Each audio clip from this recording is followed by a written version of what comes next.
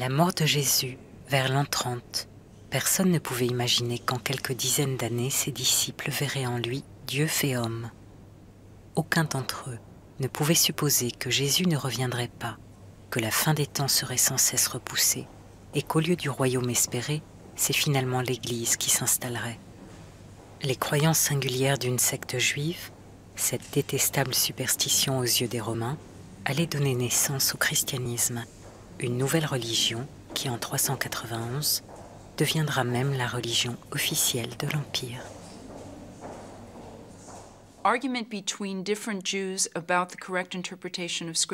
Les discussions entre Juifs sur l'interprétation des Écritures sont tout à fait banales. Les Juifs le faisaient déjà au 1er siècle. C'est très difficile à comprendre car le christianisme est devenu une religion de gentils qui se définira contre le judaïsme. Il nous est difficile de concevoir ce débat comme étant une dispute entre différentes interprétations juives. Je dirais que si le christianisme est une religion non juive au IIe siècle, quand les gentils affirment qu'ils sont le vrai Israël, par opposition à un Israël juif, cette discussion n'a aucune raison d'être au 1er siècle, au moment où Paul est en débat avec les disciples de Jésus, avec ceux qui ont connu Jésus katasarka, le Jésus historique qu'ils connaissaient selon la chair. Mais la discussion est entièrement juive.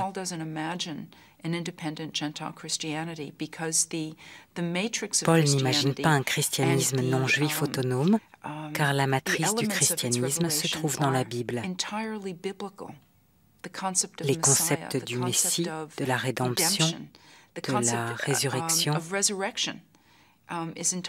tout cela est entièrement juif. Ce ne sont pas des débats entre deux communautés distinctes, mais des débats à l'intérieur d'une même communauté. Reste à savoir comment le mouvement chrétien naissant s'est situé par rapport aux autres partis juifs, qui étaient effectivement des concurrents. Alors, de ce point de vue, il paraît assez clair que chacun des groupes s'efforçait de rallier le plus de monde possible à sa cause et que les premiers chrétiens n'ont pas failli à la règle.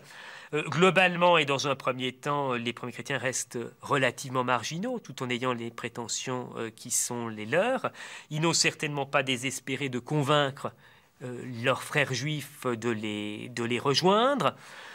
Jusqu'à la ruine du temple en 70, eh bien, on a toujours affaire, je dirais, à la même géographie politico-religieuse, c'est-à-dire qu'il y a toujours un parti essénien, un parti sadducéen, un parti pharisien, et puis de plus en plus actifs des zélateurs de la loi qui ne font d'ailleurs que mettre une pression encore plus grande sur la nécessaire observance de la Torah.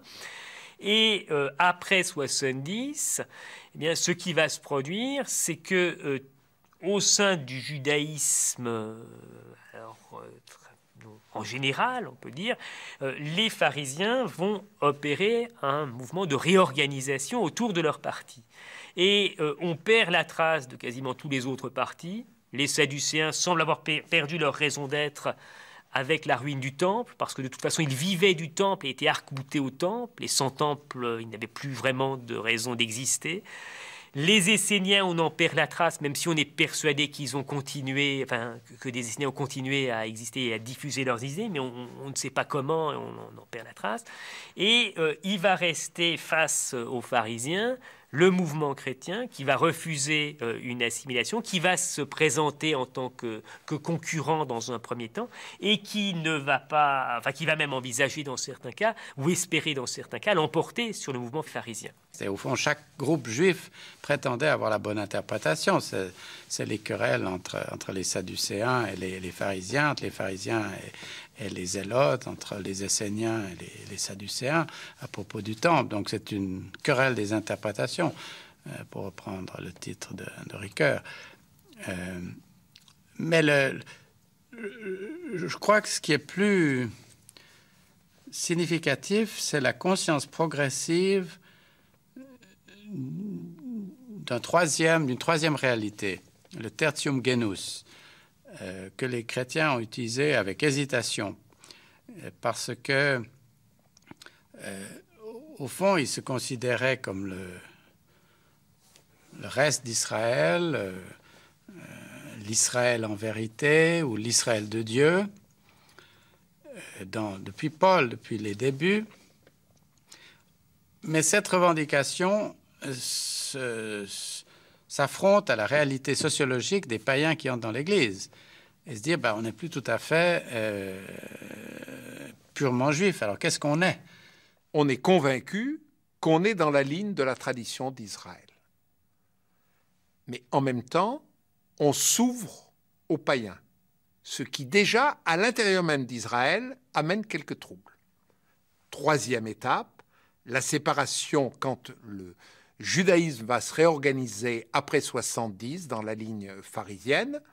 Le christianisme, de son côté, tient un discours désormais beaucoup plus précis sur Jésus, et on peut dire que le mouvement chrétien, véritablement, à ce moment-là, vers les années 80-90, se sépare du judaïsme. Il y a tout de même un pont qui demeure, ou un certain pont, c'est le mouvement de ce qui donnera Ébionites et Nazoréens, ce qu'on appelle parfois de manière un peu rapide les judéo-chrétiens, et qui sont très liés à la communauté de Jérusalem. L'appellation moderne de judéo-chrétien donne une fausse image de ces juifs qui considéraient Jésus comme le Messie annoncé par les prophètes.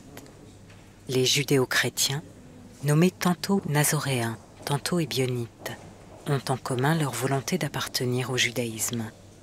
Ils sont les héritiers du courant de Jacques, frère du Seigneur.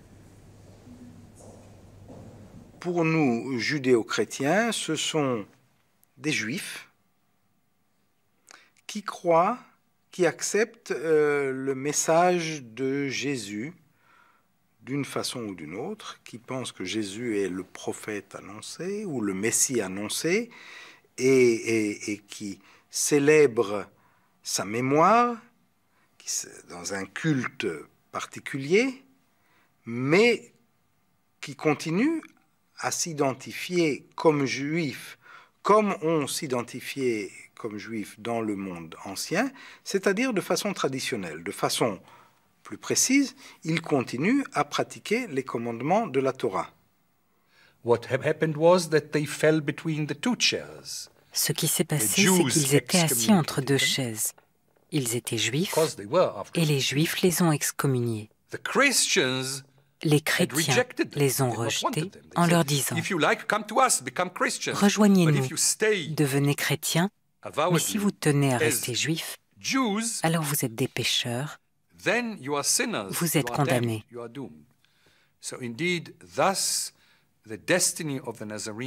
Ainsi, la destinée des Nazoréens a été vraiment tragique. Ils ont continué à exister pendant quelques siècles, mais quand le christianisme a triomphé, à partir du IVe siècle, l'une des premières choses que les chrétiens ont faites, ça a été de leur régler leur compte, de faire disparaître les disciples juifs de Jésus. Ce que l'on peut dire, me semble-t-il, c'est que le judéo-christianisme a été condamné par une coalition d'ennemis, à savoir le judaïsme de tendance rabbinique en construction dans la Mishnah et le christianisme qui se développe à peu près à la même époque, fin du IIe siècle. Et au fond, les judéo-chrétiens qui existent encore au IIe, IIIe, IVe siècle vont être un peu les perdants de l'affaire. Et quand on est les perdants de l'histoire, on est aussi marginalisé dans la documentation que l'on laisse. Certains vont disparaître, nous ne savons pas. D'autres vont donner naissance indéniablement à certaines de ces églises d'Orient, en particulier celles qui se revendiquent d'une liturgie de Saint Jacques de Jérusalem.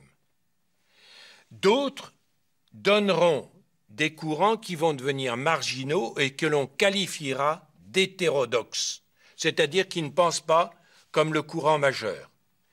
Et là, nous avons des groupements qui vont se retrouver sur la partie à l'est du Jourdain, ce qui est la Transjordanie, ce qui est la Jordanie actuelle, n'est-ce pas?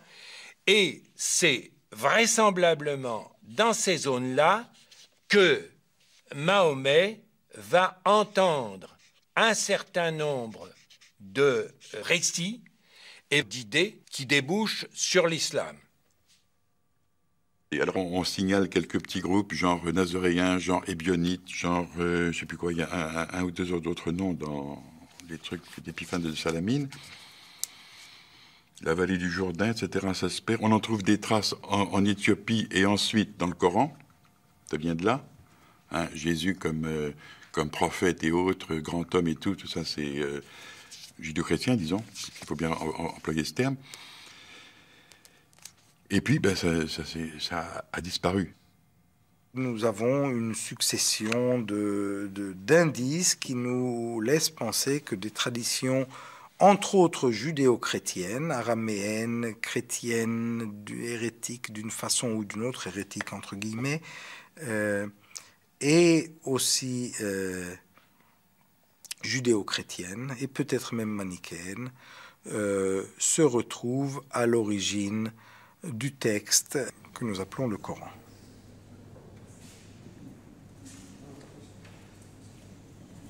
Dans le Coran, Jésus est présenté comme le prophète qui précède Mahomet. Plusieurs sourates lui sont consacrées. Elles évoquent sa naissance miraculeuse et sa mort sur la croix, qui n'aurait été qu'une illusion. Les premiers savants ayant travaillé sur le Coran savaient que le substrat dans lequel, le milieu dans lequel s'inscrit le Coran, à part l'Arabie pré-islamique et la poésie bédouine arabe pré-islamique, est la littérature religieuse de l'Antiquité tardive en araméen, c'est-à-dire des textes écrits par des juifs, par des chrétiens, par des judéo-chrétiens, par des gnostiques, etc. Cette découverte du XIXe siècle s'est effacée au XXe siècle quand de plus en plus les chercheurs de l'islam ne savent plus l'araméen, ne savent que l'arabe, et essayent de réfléchir sur le Coran seulement à l'intérieur de l'islam et de façon islamique orthodoxe.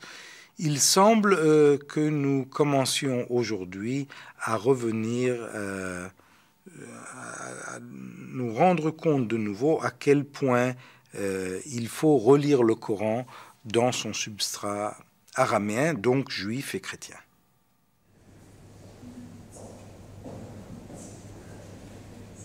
En 66, éclate la révolte juive contre Rome, en Judée, en Galilée, en Samarie.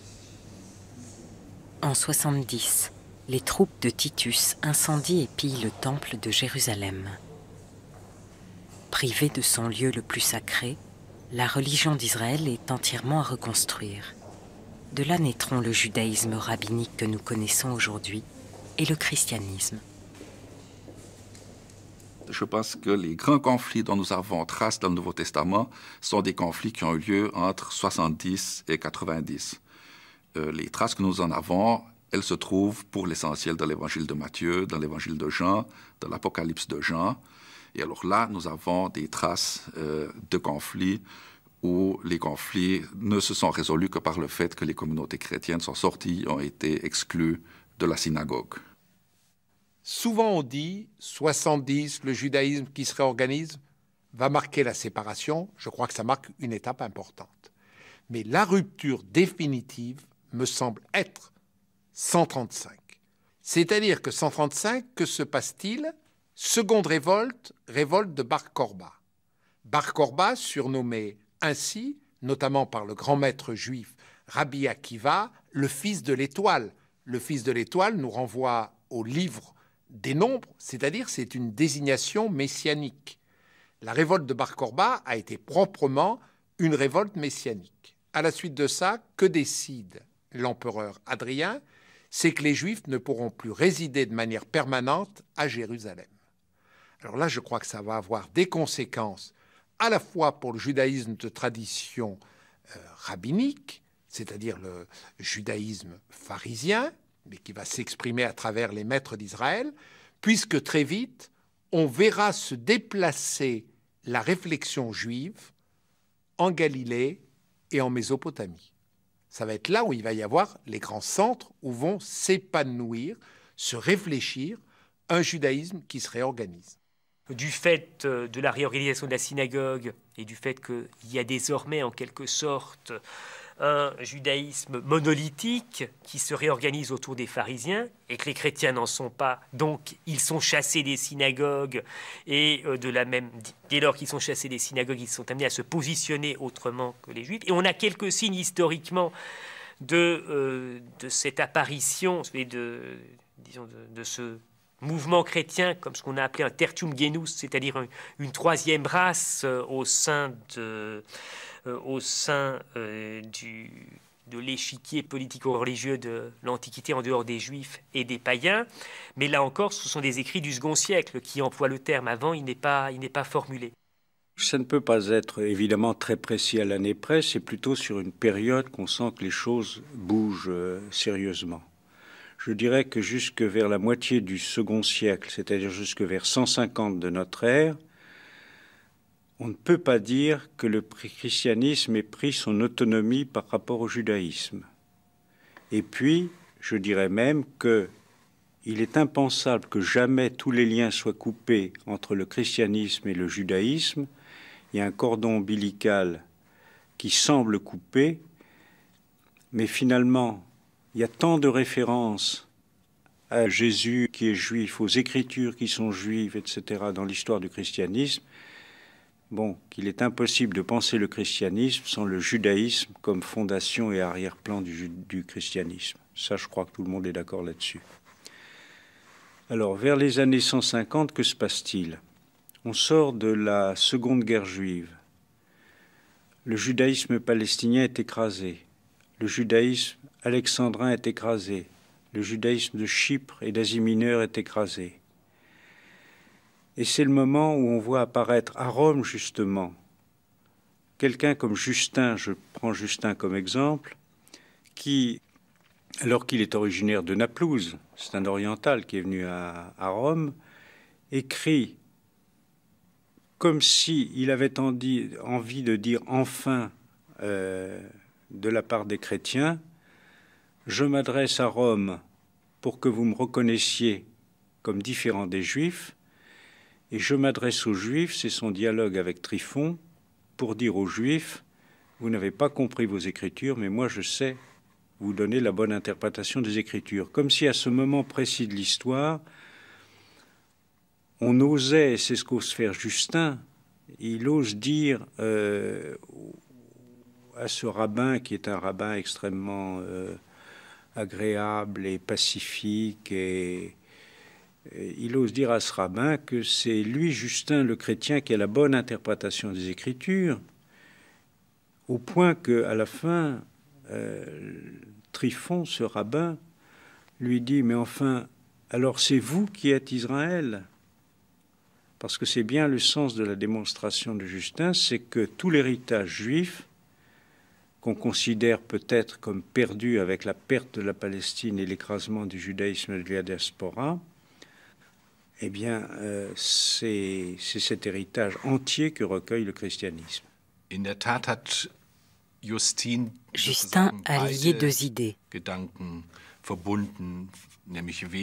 Le Vérus Israël et la vraie philosophie.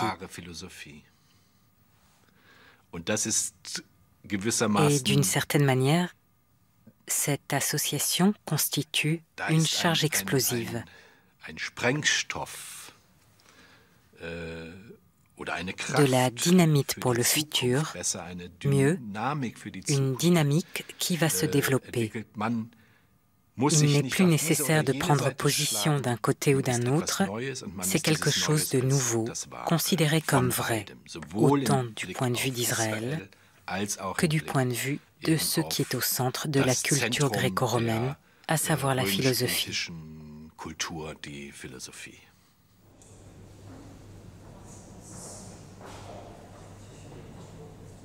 Justin, appelé Justin martyr, après son exécution à Rome vers 160, est l'un des premiers intellectuels chrétiens d'origine non juive, l'un des premiers pères de l'Église.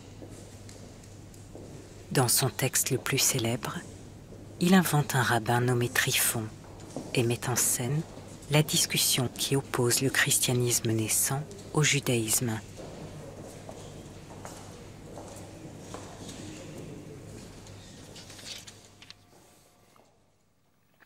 De même donc que depuis Abraham a commencé la circoncision, depuis Moïse le sabbat, les sacrifices, les offrandes, les fêtes, et il est démontré que ces ordonnances ont été faites à cause de la dureté de votre peuple. De même aussi, par la volonté du Père, faut-il qu'elles disparaissent en celui qui est né d'une vierge de la race d'Abraham, de la tribu de Juda et de David, le Christ, fils de Dieu. Il était annoncé qu'il devait venir. Loi éternelle et alliance nouvelle pour le monde entier, comme les prophéties rapportées plus haut le déclarent. Pour nous, qui par lui allons à Dieu, ce n'est pas cette circoncision selon la chair que nous recevons, mais la spirituelle, celle qu'Enoch et ses pareils observèrent. Pour nous, nous l'avons reçue dans le baptême par la miséricorde de Dieu, car nous étions devenus pécheurs, et tous peuvent ainsi la recevoir. Nous avons ici un argument très puissant pour la neutralisation de la Bible hébraïque, du Tanakh, de l'Ancien Testament. Ça existe, on ne le dénie pas, on le garde, mais ça n'a pas grande importance finalement. C'est un vestige. C'est un vestige qu'on garde d'une beauté d'antan et qui reflète la beauté réelle, existante, vivante, présente, qui est celle de Jésus-Christ, du Logos incarné, par lequel nous allons à Dieu directement, et on n'a pas besoin de l'Ancien Testament. Justin puis Irénée naviguent de manière assez délicate, parce que d'un côté, il s'oppose à Marcion, mais de l'autre, il s'oppose aux judéo-chrétiens et aux partisans de la synagogue. Donc, ils veulent préserver l'écriture, la notion d'Israël, la notion d'histoire du salut, de la création jusqu'à Jésus, qui est vue à la fois positivement et négativement. Donc, il ne veut pas la perdre, mais par ailleurs, il veut insister sur la nouveauté, sur l'accomplissement, sur la réalité ultime marquée par Jésus. Depuis maintenant, le royaume s'est approché. Donc, c'est assez délicat comme position, et on ne peut respecter la nouveauté, l'ancienneté, que dans une harmonie qui fait de l'écriture une promesse. Et ce qui sera, je pense, la dangereuse nouveauté chrétienne, ce sera de spiritualiser l'Ancien Testament.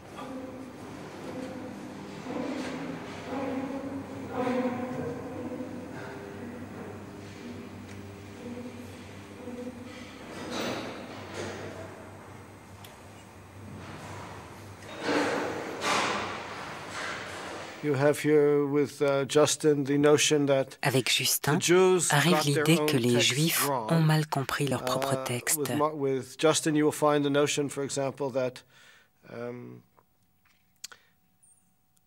D'après lui, Abraham n'applique pas la loi, non parce que la loi ne sera donnée que plus tard, mais parce que c'était une déviance de l'observer. Donc, il y a plusieurs façons d'expliquer que la doctrine chrétienne est bonne, même quand elle diverge du texte biblique. Soit les textes ont été usurpés, soit ils sont périmés, soit ils n'ont pas été compris. L'épître de Barnabé présente une autre option. L'Ancien Testament est tout à fait exact, mais les Juifs ont pris à la lettre ce qui était métaphorique. Ces différences font qu'au IIe siècle, il y a deux religions distinctes. Reste à expliquer pourquoi on conserve un texte en commun, la Bible hébraïque.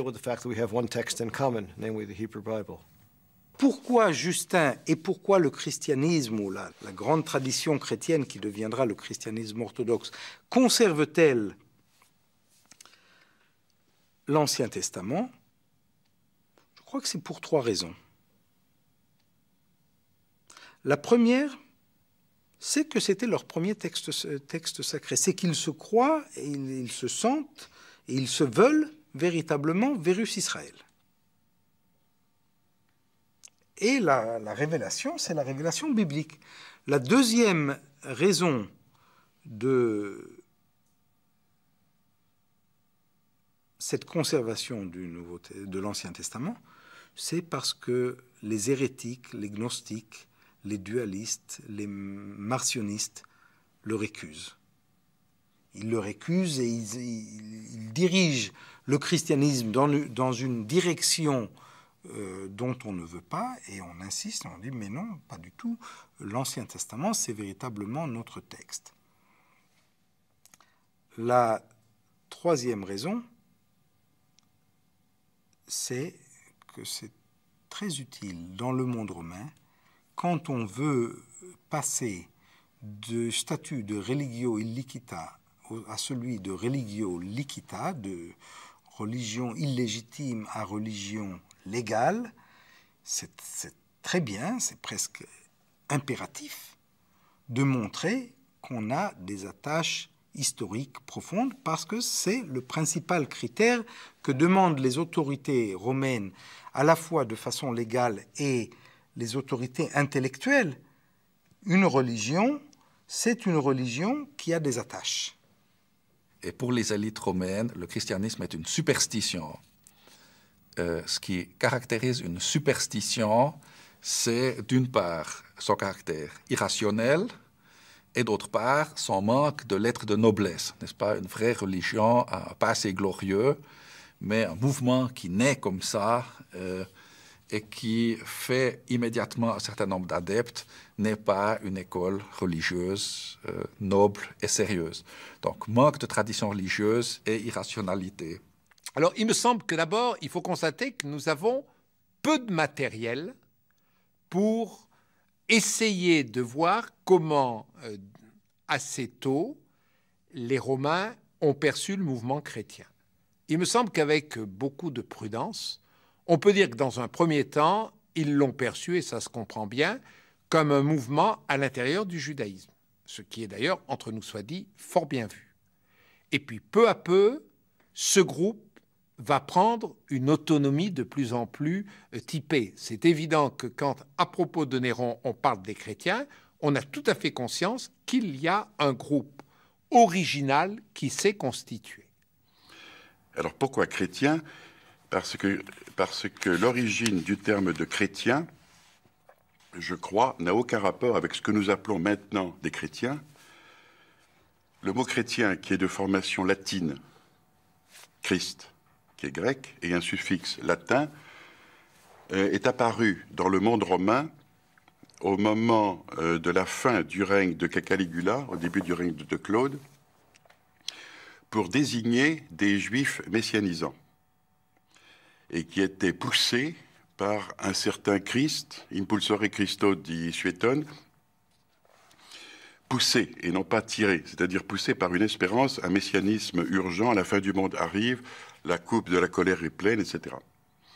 Alors il se pourrait que, et alors, cette appellation de chrétien, dans le monde romain, est une appellation criminelle, et qui est restée longtemps.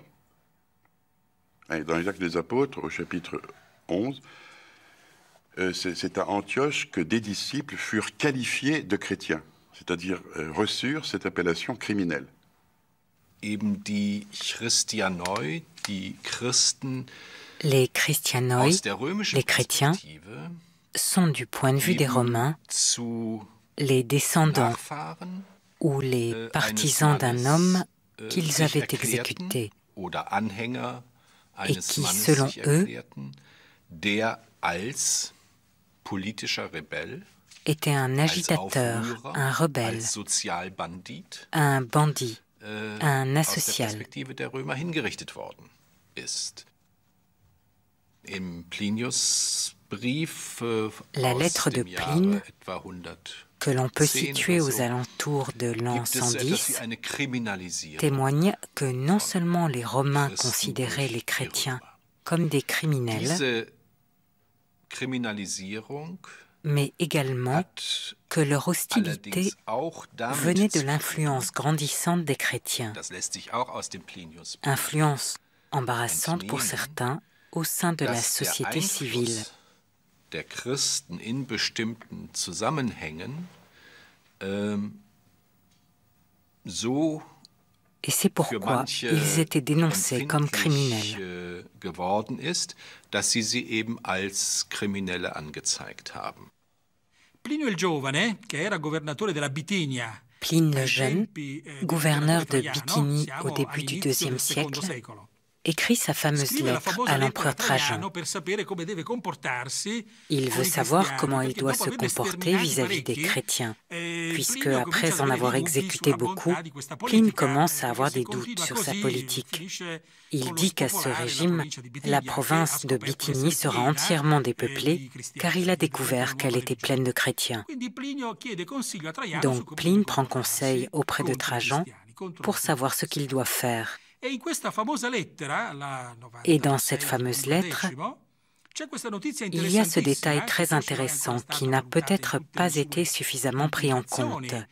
liturgiche e teologiche. Plinio dice Pline all'imperatore dit à che questi l'empereur, cristiani ces si chrétiens se riuniscono réunissent à all'alba l'aube per le loro et ils riunioni chantent un hymne au liturgiche, Christ, eccetera, comme e un dieu. cantano un Carmen Cristo quasi Deo. Regardez le gros problème qu'a Pline, Pline le Jeune, il comprend pas qu'est-ce que c'est que ces gens. Ils disent qu'ils sont chrétiens, qu'est-ce que ça veut dire Christ. Bon, si Christ encore, comme on a le nom propre Christos, qui est assez répandu. Bon, c'est un certain Christos. Bon, ça encore, c'est pas un problème. Enfin, c'est pas un problème. Ça veut pas dire qu'il comprend bien, mais bon, il y a une espèce de Christos, d'accord, qu'a fait, on sait pas trop, mais qui sont ces chrétiens? Ça, c'est incompréhensible. Et quoi faire avec eux? C'est-à-dire, finalement, il n'y a pas de législation. Et est-ce qu'ils mettent en danger ou est-ce qu'ils contestent l'autorité de Rome? Bon, on ne sait pas. Pline ne sait pas du tout. Parce que ils ne sont pas repérables dans le paysage comme ça, à l'œil nu, ces gens-là. Ou bien ils sont païens, mais alors ils sont païens comme tout le monde, ou bien ils sont juifs, mais alors s'ils sont juifs, d'accord, ils ont des privilèges qui fait que, bon, on les déteste peut-être, mais on reconnaît leur droit à avoir leur culte à eux, etc. Mais des païens qui sont comme des juifs, ça va pas. Ça, c'est incompréhensible.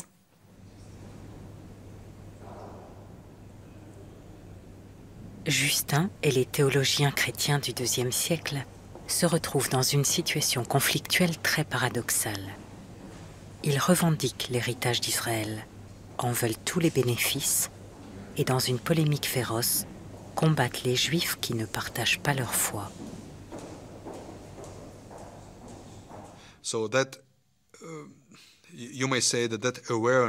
Ainsi peut-on dire qu'une conscience chrétienne existe.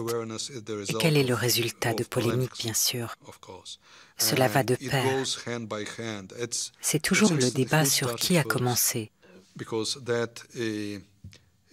Dans les cercles rabbiniques, il fallait exclure les disciples de Jésus. Et dans les cercles chrétiens, il fallait revendiquer qu'on était le véritable Israël.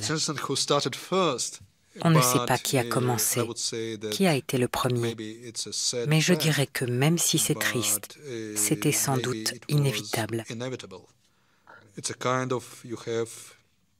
Vous avez deux communautés qui prétendent toutes deux être élues, qui se considèrent comme la communauté de Dieu,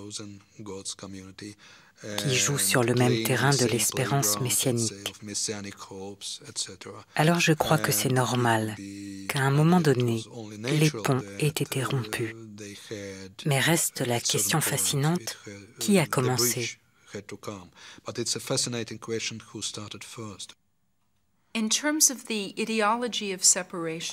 Si l'on se place sur le terrain de l'idéologie de la séparation,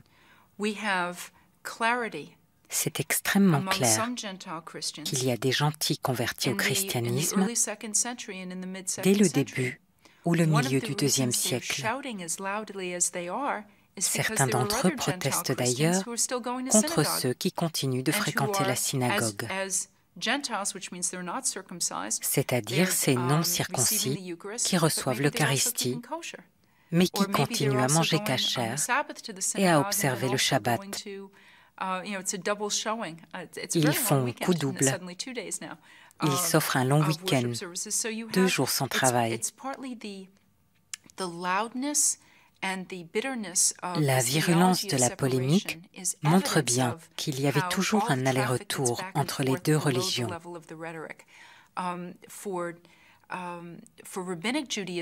D'un autre côté, pour le judaïsme rabbinique, qui est parallèle au christianisme gentil orthodoxe, cette séparation est très claire. Elle est claire du point de vue idéologique, mais elle ne correspond pas à la réalité sociale. Si l'on veut jouer au petit jeu de savoir où se situe le point de rupture, ce point n'existe pas. Quand on arrive au christianisme officiel de l'Empire, quand Justinien légifère, le fait même qu'il y ait des lois pour séparer les chrétiens des juifs montre bien que cet effort avait encore toute sa raison d'être. Pour moi, il n'y a clairement séparation qu'au moment de l'effondrement de la cité méditerranéenne au Moyen Âge. Depuis, cette séparation a eu des conséquences terribles. Les relations à travers l'histoire, à travers 2000 ans d'histoire entre les Juifs et les chrétiens, ne sont pas des relations idylliques. Loin de là. La relation chrétienne aux Juifs et au judaïsme est une relation problématique par essence, puisque le christianisme est né du judaïsme, a conservé les écrits juifs, s'est appelé très vite Verus Israël, le véritable Israël, et donc a, dans un certain sens, volé aux Juifs leur identité, leur véritable identité, qui est l'identité religieuse et porteur de la révélation. Mais ça, c'est inéluctable, puisque les chrétiens, c'est la définition de la foi chrétienne. Ce qu'il faut comprendre de façon plus précise, c'est le passage de l'anti-judaïsme, de la polémique contre le judaïsme qui n'est pas une religion fausse, mais qui n'est pas la religion véritable dans son modèle définitif. Ça, c'est l'anti-judaïsme qui est inéluctable dans toute attitude chrétienne, à l'antisémitisme, à non pas la polémique contre le judaïsme représentant une forme non achevée de la vérité, mais une haine des Juifs en tant que Juifs, ayant tué le Christ, ayant commis le péché de déicide depuis le IIe siècle, nous avons l'accusation de déicide, et continuant de façon pernicieuse à refuser de se convertir. Donc ça y est, tout est accompli, et maintenant, il n'y a plus besoin des Juifs. c'est fini. Donc comment ça se fait qu'ils existent encore? Alors vous avez Augustin qui dit si, c'est les esclaves porteurs des Écritures, donc ils sont témoins des Écritures. Mais au fond, bon, il essaie de justifier, mais il ne comprend pas. Il ne comprend pas parce qu'à la fois, il faut que les... Bon, d'abord parce qu'il y a une réalité, les Juifs existent, et ils existent en tant que Juifs. Et là, c'est devenu Juifs, c'est-à-dire non chrétiens. Donc Juifs qui ont refusé le Christ. Ça, c'est quelque chose qui est très difficile à comprendre dans la mentalité chrétienne au sens de non-juif. Parce que là, il y a un paradoxe et une difficulté et je pense, une peur ou un doute, en tout cas une question. Quand on est non-juif et qu'on professe Jésus est le Messie d'Israël, et qu'on constate que Israël, en tout cas dans sa majorité, Israël, encore une fois, au sens biblique du terme, en tout cas dans la majorité d'Israël aujourd'hui, ne reconnaît pas que Jésus est le Messie d'Israël. Comment, moi, non-juif, je peux dire cet homme-là, c'est le Messie, le leur, alors que eux disent non, c'est pas le nôtre. Donc ça, c'est quelque part, il doit y avoir un doute, une question, une anxiété qui se joue là-dedans et qui joue sur la perception aussi du peuple juif. C'est-à-dire du coup, s'ils ne l'acceptent pas, il faut dire qu'ils sont dans l'erreur, parce que s'ils ne sont pas dans l'erreur, alors c'est moi qui suis dans l'erreur. The fact that the Jews have been stamped upon le fait que la tradition chrétienne ait estampillé les Juifs comme les méchants par excellence,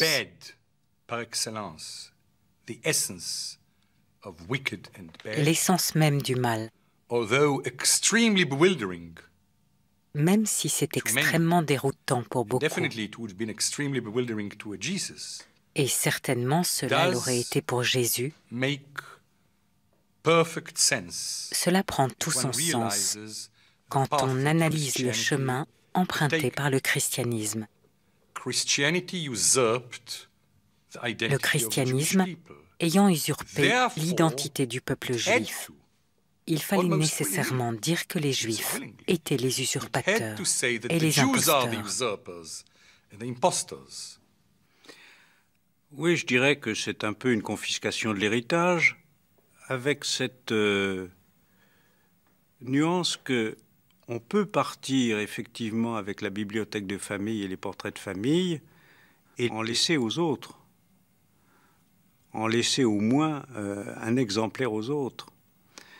Là, la notion de Vérus Israël va beaucoup plus loin que ça. C'est que c'est le peuple lui-même, non seulement il a été dépossédé de la bibliothèque sacrée et des personnages sacrés, c'est-à-dire les pères, ce qu'on appelle les pères dans le judaïsme, mais en plus, il est dépossédé de son statut de peuple d'Israël. C'est ça qu'il faut bien se mettre en tête, c'est qu'il y a des écrits chrétiens qui sont allés jusque-là, c'est-à-dire que pour eux, la notion de Vérus Israël, c'était de dire nous sommes le véritable Israël parce qu'il n'y a plus d'Israël et que nous avons pris sa place. Oui, il faut bien admettre que les premiers disciples de Jésus ont piraté certains termes, certaines des promesses faites par Dieu à Israël. C'est clair qu'ils ont détourné la terminologie. Ils ont repris les Écritures, ils les ont réinterprétées de façon radicale. Un opposant au christianisme aujourd'hui pourrait accuser les premiers disciples de Jésus d'avoir piraté les Écritures d'Israël. Les chrétiens présenteraient les choses d'une manière différente. Ils diraient les avoir lues d'une nouvelle façon. I think there is definitely a competition within the first couple of decades. Je pense qu'il y a une forte compétition au début du IIe siècle. La littérature chrétienne, comme la littérature juive, montre les signes d'une concurrence entre les deux conceptions du judaïsme. we find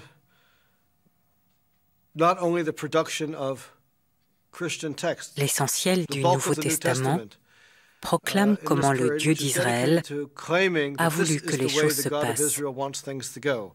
And this is either the son Soit of Jésus David est or le the son fils of de the God of David, Israel, and soit il est le fils du Dieu d'Israël, bad Jews mais who ce sont didn't les méchants understand juifs this qui in n'ont the rien past, compris. and this is literature which is La supposed to littérature explain chrétienne to est censée expliquer Jews aux who autres present juifs qu'ils that devraient they should, in accepter fact, cet accept this évangile. gospel. De l'autre bord, And on the other les hand, juifs qui ne sont pas Jews who have not chrétiens become Christians cherchent à are definitely institutionnaliser le judaïsme. involved in these years in Il est clair que nous, les institutionalizing juifs, Judaism in nous a ne way sommes pas which will chrétiens et make nous it ne clear voulons that pas le we devenir. Jews are not Christians and don't want to be Christians. Et c'est au fond, à mon avis, à partir du début du IIe siècle, qu'on pourra sans réserve parler du christianisme comme d'une entité religieuse autonome et une entité, il est vrai, qui, on s'en aperçoit avec Ignace d'Antioche, puis avec Justin Martyr, puis avec l'épître de Barnabé, va alors revendiquer pour elle la titulature d'Israël, le bénéfice des promesses, rejeter Israël dans la mauvaise connaissance de Dieu, dans l'ignorance de la loi, dans l'infidélité par rapport à la loi, et récupérer pour elle l'ensemble de l'héritage d'Israël.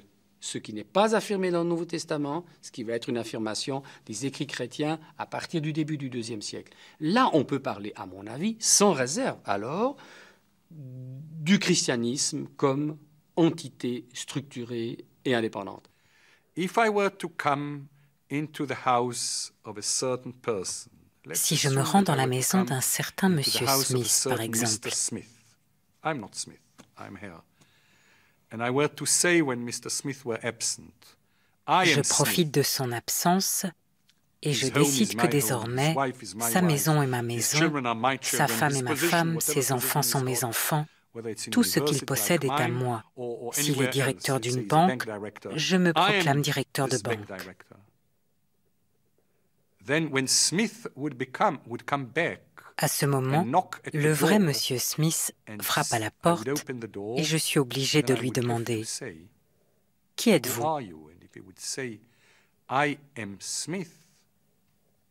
Je suis monsieur Smith. Soit j'accepte, oui c'est vrai. Soit je nie. Mais c'est un mensonge. Vous êtes un usurpateur. Vous ne pouvez pas vous appeler Smith puisque c'est moi Smith.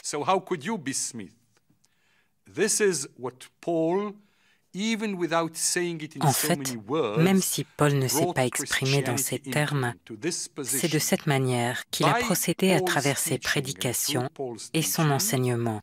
Il a proclamé que le vrai judaïsme, c'était ce qu'il prêchait, que les vrais juifs étaient ceux qui acceptaient son message. Donc, il usurpait ainsi l'identité du peuple juif. Là, ce n'était pas virtuel. Il a dérobé le judaïsme aux Juifs. Il l'a dépouillé de sa véritable identité. Donc on va construire sur, à partir de la théologie de la substitution, on va construire sur la notion du châtiment, et on va construire toute une image qui en plus est tout à fait curieuse, mais quasiment jusqu'à aujourd'hui. C'est une image c'est vraiment un juif imaginaire qui est construit dans les sources chrétiennes. Parce que plus on va avancer dans le temps, et moins exactement, les chrétiens vont avoir une connaissance exacte et précise de ce que sont les juifs contemporains. On sait qu'ils existent, mais qu'est-ce que c'est qu'être juif au 5e siècle ou au 8e siècle, comment ils vivent. Alors, il y a des mesures, après il va y avoir des conciles et des mesures qui vont être prises à l'encontre des Juifs, mais quelle conscience il y a parmi les chrétiens de la réalité de ce que vivent les Juifs, ça va être extrêmement limité et de plus en plus limité. Et finalement, on va raisonner sur les Juifs à partir de l'Ancien Testament, ou à partir des images les plus réductrices qu'on peut construire à partir du Nouveau Testament. Et on va voir se développer dans les sources chrétiennes un juif imaginaire.